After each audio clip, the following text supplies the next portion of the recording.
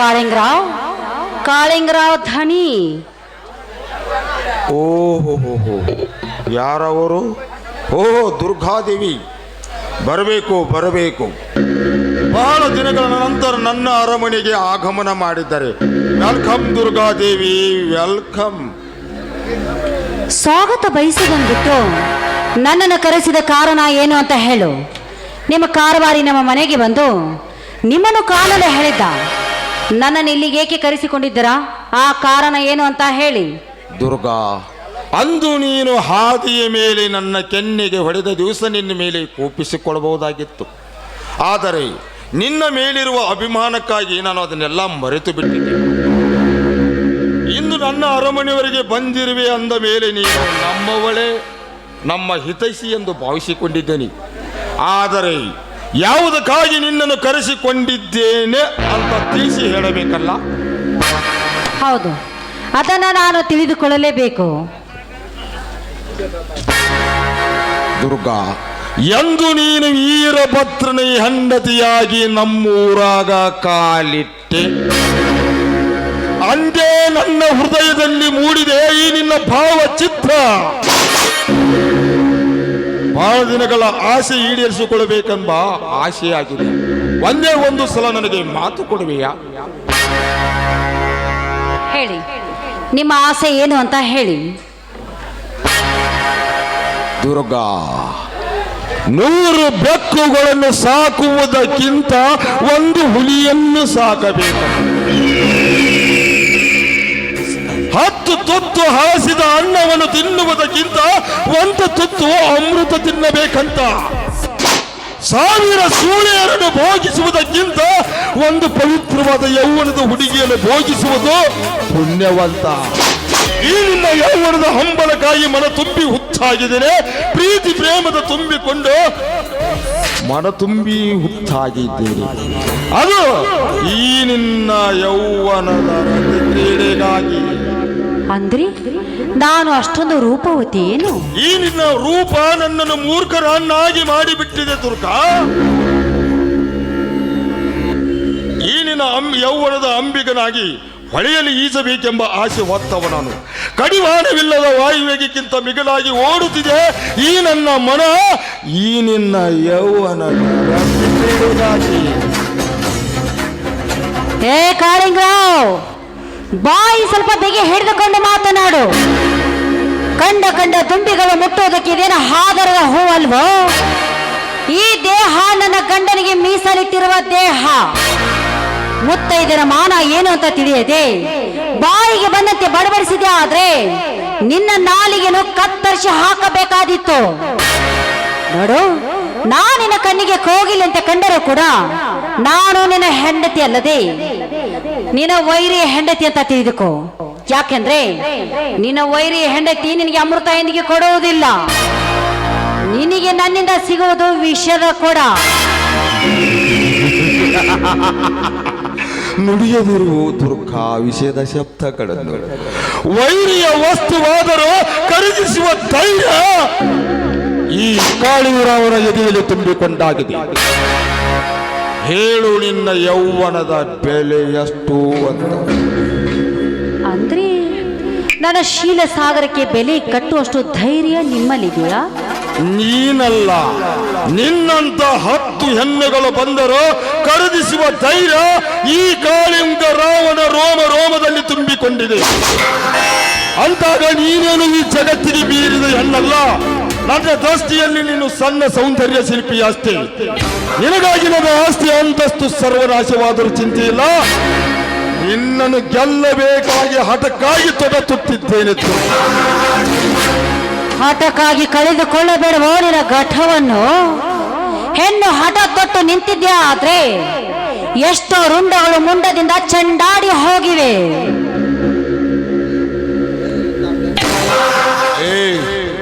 ಇಂಥ ಬೆದರಿಕೆಯ ಮಾತಿಗೆ ಬೆದರುವ ಬೆಪ್ಪ ನಾನಲ್ಲ.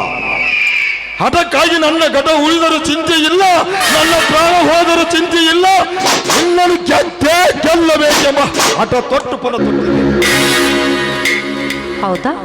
ಹಾಗಾದ್ರೆ ನನ್ನ ಯೌವನಕ್ಕಾಗಿ ಯಾವ ಕಾಣಿಕೆ ಕೊಡುವೆ? ಕೊಡುವುದಕ್ಕಾಗಿ ರೆಡಿಯಾಗಿ ನಿಂತಿದ್ದಾನೆ ಈ ಕಾಳಿಂಗ. ಕಾರ್ಬಾರಿ, ದುರ್ಗಾದೇವಿಗೆ ತೋರಿಸುವ ಚಿನ್ನದ ಸರ ಹಣವನ್ನು.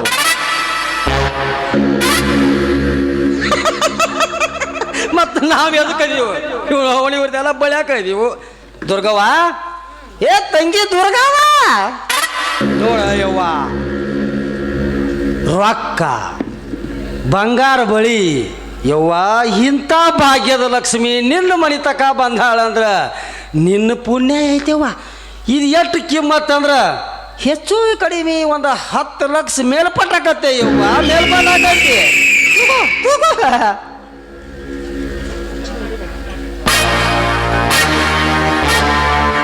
ಈ ಹಣ, ಬೆಳ್ಳಿ, ಬಂಗಾರ ಎಲ್ಲವೂ ನನ್ನ ಯೌವನಕ್ಕಾಗಿ ಅಲ್ಲವೇ? ಹೌದು, ಹಾಗಾಗಿ ತಂದಿರುವೆ ಹಣದ ರಾಶಿ, ಚಿನ್ನದ ಸರಗಳನ್ನು. ಹೌದಾ? ಹಾಗಾದ್ರೆ ಈ ಹಣ, ಬೆಳ್ಳಿ, ಬಂಗಾರವನ್ನು ನಾನು ಮುಟ್ಟುವ ಮೊದಲು ನನ್ನದೊಂದು ಮಾತು. ಯಾವ ಮಾತು? ಕೇಳು, ಚಾಚು ತಪ್ಪದೆ ನಡೆಸಿಕೊಡುತ್ತೇನೆ. ಅಲ್ರೇ, ಮತ್ತೇನು ಕೇಳ್ತೆ ದುರ್ಗವ್ವ ತಂಗಿ?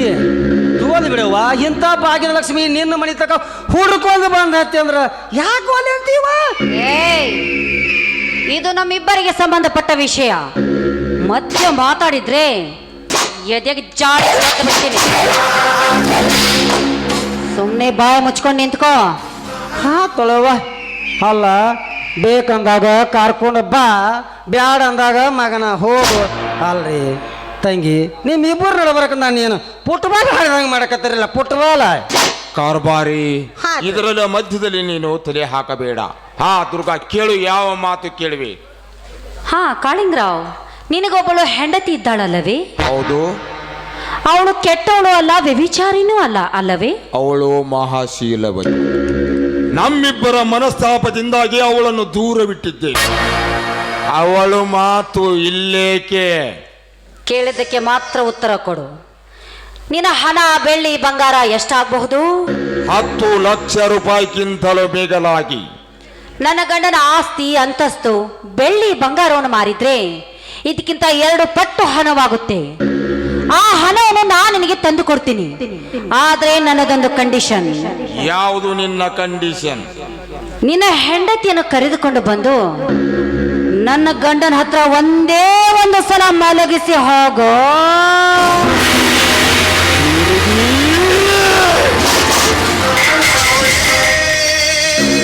ಎಂತ ದುರಂಕಾರದ ಮಾತುಗಳನ್ನಾಡಿವೆ ಕೆಟ್ಟ ಸೂಳೆ.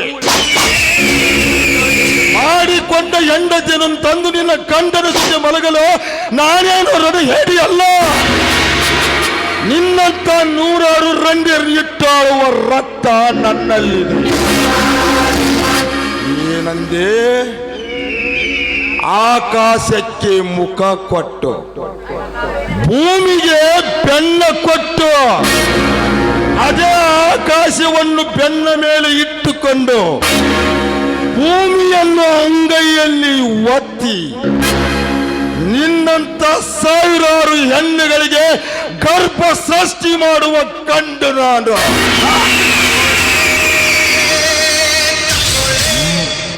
ಏನಂದೆ? ನನ್ನ ಹೆಂಡತಿ ನಿನ್ನ ಗಂಡನ ಸೂಳೆಯಾದ. ಹೌದು ಕಾಳಿಂಗರಾವ್, ಎಲ್ಲ ಯೌವನದ ಹೆಣ್ಣುಗಳು ನಿನ್ನಂತವರಿಗೆ ಸೂಳೆಯರಂತೆ ಕಾಣುತ್ತಿರುವಾಗ ನಿನ್ನಂತ ತಾಯಿ ಗಂಡನ ಹೆಂಡತಿ ಮತ್ತೊಬ್ಬನ ಸೂಳೆ ಆದ್ರೆ ತಪ್ಪೇನಿದೆ? ಬಾಯಿಗೆ ಬಂದಂತೆ ಮಾತನಾಡಿದರೆ ನಿನ್ನ ಹಣ ಜೀವಂತ ಮೊಸರು ಸೇರಬೇಕಾಗಿತ್ತು. ಚೋಕಿ, ಏಯ್, ಮಾಡಿಕೊಂಡ ಹೆಂಡತಿಯನ್ನು ಬಿಟ್ಟು ಕೊಡಲು ನಾನೇನ? ಬಾಯಿ ಮುಚ್ಚೋ ಭಂಡ. ನೀನು ನಿಜವಾದ ಗಂಡಸೇ ಆಗಿದ್ರೆ ಮಾಡಿಕೊಂಡ ಹೆಂಡತಿಯನ್ನು ಬಿಟ್ಟು ಮತ್ತೊಂದು ಹೆಣ್ಣನ್ನು ಬಯಸುತ್ತಿರಲಿಲ್ಲ. ಹೆಣ್ಣಿನ ಶೀಲ ಸಿಂಗಾರವನ್ನು ತಿಳಿಯದ ನೀನೊಂದು ಪಶು. ನೀನು ನಿನ್ನಂತ ನೀಚ ಗುಣದವನಲ್ಲವೋ ನನ್ನ ಗಂಡ. ಮಾಡಿಕೊಂಡ ಹೆಂಡತಿಗೆ ತೃಪ್ತಿ ಕೊಡುವಷ್ಟು ಗಂಡಸ್ತನವಿದೆ ನನ್ನ ಗಂಡನ ಗುಂಡಿಗೆಯಲ್ಲಿ. ಅಂದ ಮೇಲೆ ನೀನು ತೋರಿಸ ನಿನ್ನ ಹಣ ಬೆಳ್ಳಿ ಬಂಗಾರ ನನ್ನ ಗಂಡ ಮೆಟ್ಟು ಬಿಟ್ಟು ಹರಕ ಚಪ್ಪಲಿ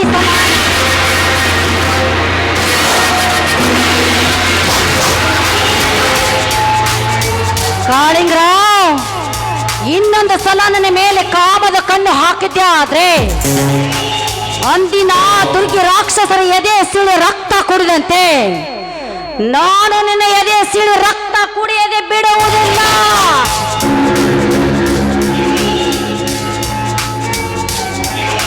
ಎಚ್ಚರದ ಉಪದೇಶನದ ಪಾವನವಾಗಲು ಇದು ದಾಪಾರವಿಗವಲ್ಲ, ಇದು ಕಲಿಯುಗ. ಈ ಕಲಿಯುಗದಲ್ಲಿ ಎಂಥವರ ಕೈ ಮೇಲಾಗುತ್ತದೆ ಎಂಬುದನ್ನು ತೋರಿಸಿ ಕೂಡಿ ಬರುವುದು ಕಾಲ ಖಂಡಿತ. ಇದಕ್ಕಾಗಿ ನನ್ನ ಪ್ರಾಣ ಹೋದರೂ ಚಿಂತೆ ಇಲ್ಲ, ಈ ಸೇಡನ್ನು ತೀರಿಸಿಕೊಳ್ಳುವೆ.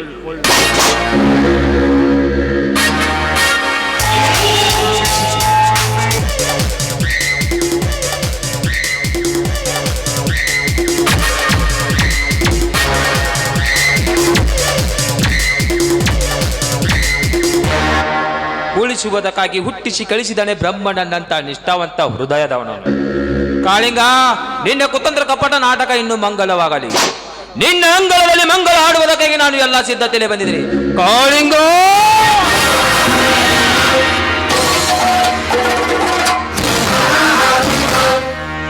ಇವನನ್ನು ಕೊಂದು ನೀವೇಕೆ ಸೆರೆಮನೆ ಸೇರುವರಿ? ನಾನು ನಿನಗೆ ಕೊಡಬೇಕಾದ ಮಾತಿನ ಕಾಣಿಕೆಯನ್ನು ಕೊಟ್ಟಿದ್ದೇನೆ. ಇಷ್ಟಕ್ಕೆ ಅರಿತುಕೊಂಡ್ರೆ ಒಳ್ಳೇದು, ಇಲ್ಲವಾದ್ರೆ ಇವನ ಸಂಹಾರ ಕಟ್ಟಿಟ್ಟ ಬುತ್ತಿ. ದುರ್ಗಾ, ಮಾತಿನ ಮಂತ್ರದಿಂದ ತಿಳಿಯುವ ಮಾನವ ಇವನಲ್ಲ, ಕಸ ತಿನ್ನುವ ಕತ್ತೆ ಇವನು. ಲದ್ದ ಬಿದ್ದಾಗಲೇ ಎದ್ದೇಳುವುದು ಇವನ ಅರಿವು. ನಿಜವಾಗಿಯೂ ನನ್ನ ಧರ್ಮ ದೇವತೆಯಾಗಿದ್ರ ನನ್ನ ಮಾತು ನಡೆಸಿಕೊಡುವೆ ಓ ದುರ್ಗಾ. ಹೇಳಿ, ಮಾನಕ್ಕಾಗಿ ನನ್ನ ಪ್ರಾಣ ಹೋದರೆ ಚಿಂತೆ ಇಲ್ಲ. ನಿಮ್ಮ ಮಾತನ್ನು ತಪ್ಪಿ ನಡೆದರೆ ನಿಮ್ಮ ಮಡದಿ ನಾನಲ್ಲ. ಮಾನವಂತನ ಮಡದಿ ಮ್ಯಾಲ ಎಂತ ಕಾಮುಕನ ಕಣ್ಣು ಬಿದ್ದೈತೆ ಅಂದ ಮ್ಯಾಲ ನೀನು ಮರೆಯದಂತ ಕಾಣಿಕೆ ಕೊಟ್ಟು ಕಳಿಸಬೇಕು. ಇಂಥ ಸುಳ್ಳ ಮಕ್ಕಳ ಇವನ ಪ್ರಾಣ ತೆಗೆಯಲೆ ಇಲ್ಲ ಇವನ ಮಾನವನು ಕಳೆಯಲೆ? ಹೇಳಿ, ನಾನೇನ್ ಮಾಡ್ಬೇಕು ಅಂತ ಹೇಳಿ. ಮಾನವಂತರ ಮಾನ ತಿಳಿಯಬೇಕಾದ್ರ ಇಂಥ ಸುಳ್ಳ ಮಕ್ಕಳಿಗ ಚಪ್ಪಲಿ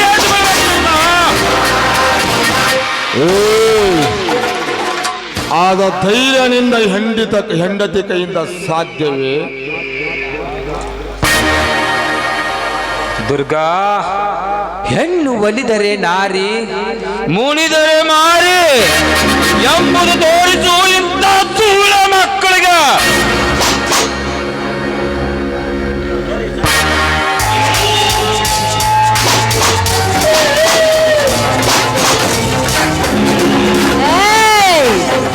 ಆ ನಿನ್ನ ಹಣ ಆಸ್ತಿ ಅಂತಸ್ತು ಈ ನನ್ನ ಮಾಂಗಲ್ಯದ ಮುಂದೆ ತೃಣಕ್ಕೆ ಸಮಾನ.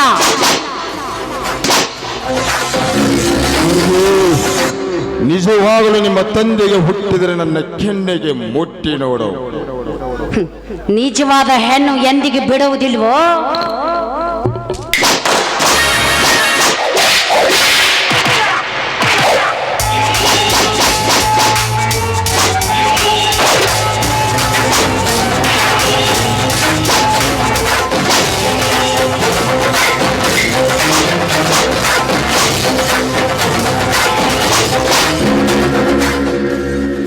ತುರ್ಕಿ ವೀರಭದ್ರ ಮಲಗಿದ ಘಟ ಸರ್ಪದ ಎಡೆಗೆ ಹೊಡೆದಿರುವೆ. ಈ ಕಾಳಿಂಗ ಸರ್ಪ ಯಾವ ಸಮಯದಲ್ಲಿ ನಿಮ್ಮನ್ನು ಕಚ್ಚುತ್ತು ಗೊತ್ತಿಲ್ಲ. ಬರೆಯದಂತ ಗಾಯವನ್ನು ಮರೆಯಬೇಕಾದರೆ ನಿಮ್ಮ ಸಂಸಾರ ಸರ್ವನಾಶವಾಗಲೇಬೇಕು. ಇದಕ್ಕಾಗಿ ನನ್ನ ಪ್ರಾಣ ಹೋದರೂ ಚಿಂತೆ ಇಲ್ಲ. ಇವರ ಮಾನ ಪ್ರಾಣ ತುಂಬಿದ ಸಭೆಯಲ್ಲಿ ಹಾನಿಯಾಗಬೇಕು. This is my challenge. ಇದು ನನ್ನ ಪ್ರತಿಜ್ಞೆ.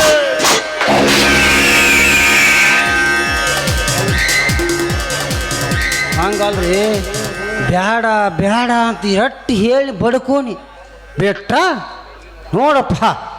ನೋವನ ಸುಂಟ್ರ ಗಾಳಿ ಹೊರಗೆ ಹೋಗಿ ದೆವ್ವನ ಬಡಿಸ್ಕೊಂಡು ಮನೆಗೆ ಸುಂಟ್ರ ಗಾಳಿ ತಂದಂಗೆ ಆಗ್ತದ ಬೇಕಾ ಇದೆ ಹಾಂ ನಾವು ಹೇಳ್ತೀವಿ ಅದಕ್ಕೆ ನಿಮ್ಮ ಒಳ್ಳೇದಕ್ಕೆ ಹೇಳ್ತೀವಿ ಕೇಳಂಗಿಲ್ಲ ಅಲ್ರಿ ಇದ್ದೇನೆ ಯಾರ ಹಾಂ ನನ್ನ ಮಕ್ಕಳು ಇಬ್ಬರು ನಿಮ್ಮ ಪಿಂಡಕ್ಕೆ ನಿತ್ತಾರಿ ಪಿಂಡಕ್ಕೆ ನಿತ್ತಾರ ನೀವು ಹಿಂಗೆ ಹಾರಾಡಿದ್ರೆ ಬಿಡಂಗಿಲ್ಲ ಅವ್ರ ಒಗಸಿಯಾಗ ಓಡಾಡಿ ಕಡಿತಾರೆ ನೀವು ಅವನ್ನ ನಿಮ್ಮನ್ನ ಹಾಲ ಕಟ್ ನನ್ನ ಮಗನೇ ಹೋಗ್ಯಾಣ ಹೋಗ್ಯಾಣ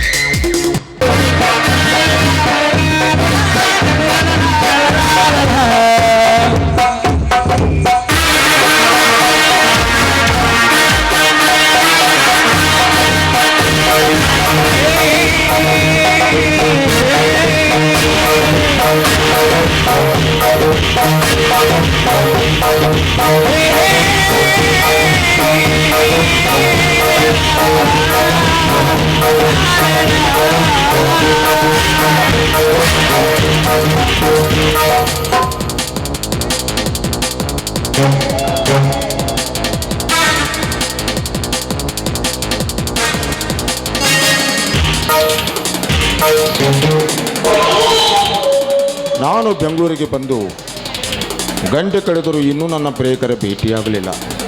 ಆದರೆ ಇನ್ನೊಂದು ಕೆಲವು 5 ವೇಳೆ ಕಳೆದು ನಾನು ಹೋಗುವುದು ಲೇಸು ಅಂತ ನನಗನ್ನಿಸ್ತಾ ಇದೆ.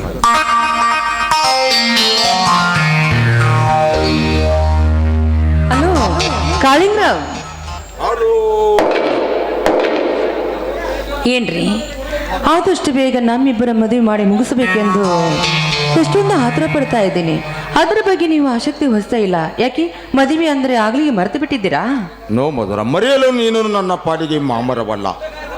ನಮ್ಮಿಬ್ಬರ ಹೃದಯ ಮಿಲನವಾದ ಮೇಲೆ ಮದುವೆ ಎಂಬ ಮೂಢನಂಬಿಕೆಗೆ ಅಷ್ಟೇಕೆ ಮುದ್ದಿಸಿವಿ. ಅನಿವಾರ್ಯ ಕಾರ್ಯಗಳಿಂದ ಸ್ವಲ್ಪ ತಡವಾಯಿತು. ಬೇಗನೆ ಮದುವೆ ಆಗೋದು ಉತ್ತಮ ಅಂತ ನನಗೂ ಅನಿಸ್ತಾ ಇದೆ.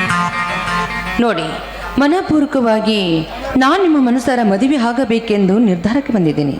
ಯಾವ ಸಮಯದಲ್ಲಿ ಯಾರ ದಾರಿ ಕಾಯುವುದೇ ಬೇಕಾಗಿಲ್ಲ. ಅಂದ ಹಾಗೆ ನಾವಿಬ್ಬರ ಮದುವೆ ಆಗುವುದು ಆದಷ್ಟು ಜಲವೇ ಅಲ್ವೇ?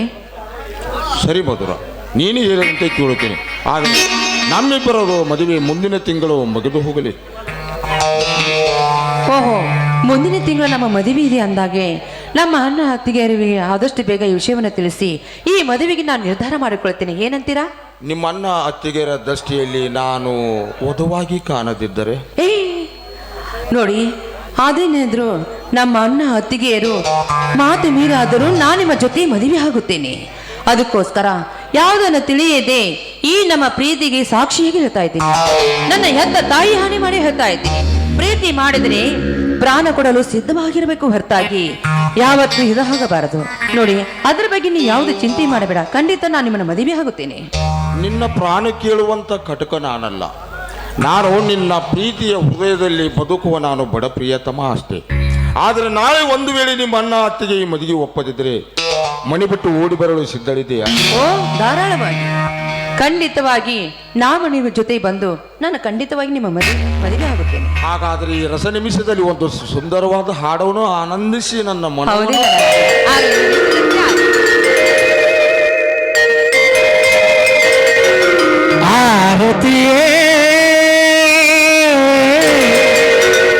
ಭರಗಿಳಿದಂತೆ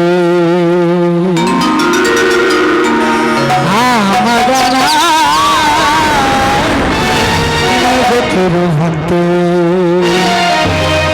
ಕಲ್ಲು ಮುಳ್ಳೆಲ್ಲ ಬೆಳ್ಳಿ ಮಗೆಲ್ಲ ನಿಧಾನವಾಯಿತು.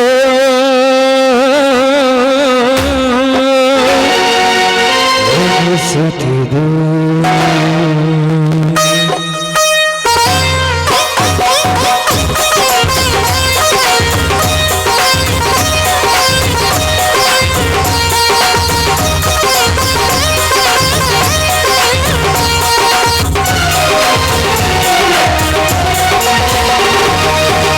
ಆ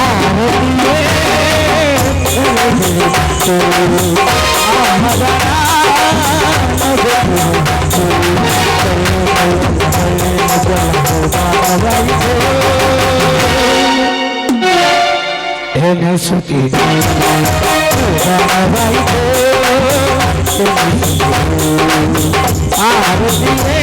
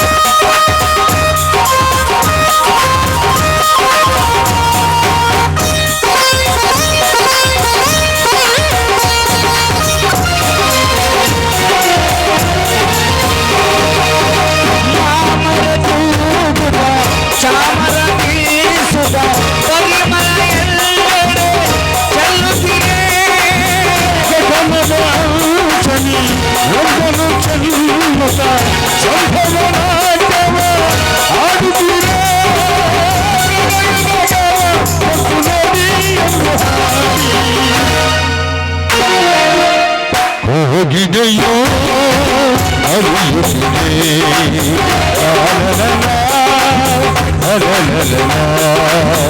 ಆರತಿಯೇ ಒಳಗಿರುವಂತೆ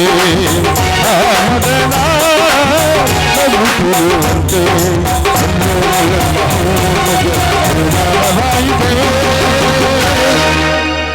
ಎನಿಸುತ್ತಿದೆ ಲಾ ಲಾ ಲಾ ಲಾ